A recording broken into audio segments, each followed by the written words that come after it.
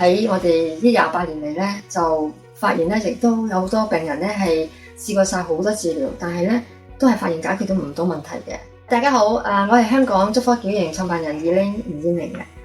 咁我哋一班美國註冊嘅觸科矯形師咧，喺呢28年嚟咧，都見到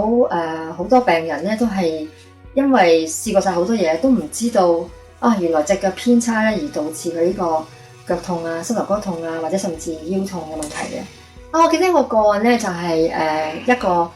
物理治療師轉介嚟嘅病人嘅。咁佢咧就個轉介信就係話佢膝頭哥痛啦，個菠蘿蓋磨蝕咗啲軟骨，手落樓梯痛嘅。咁但係個病人嚟到嘅時候咧，其實佢就話我都唔知點解我係需要做個鞋剪，但係我係膝頭哥痛，我腳冇痛喎咁。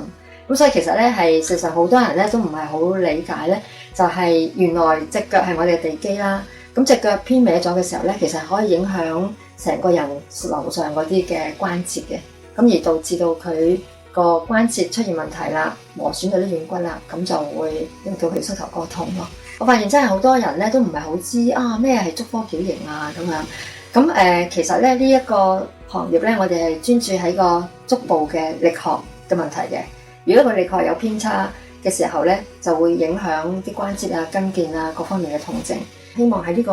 頻道入邊咧，係可以同大家分享一下多啲個案，咁等大家了解一下，原來隻腳偏差咗咧、偏歪咗嘅話咧，係會影響個膝頭哥痛同埋腰痛，而我哋日後點樣去預防或者去做一個比較針對性嘅治療嘅。咁如果大家有咩問題咧，都歡迎係留言話俾我哋知啊。點讚關注，用專業守護你的每一步。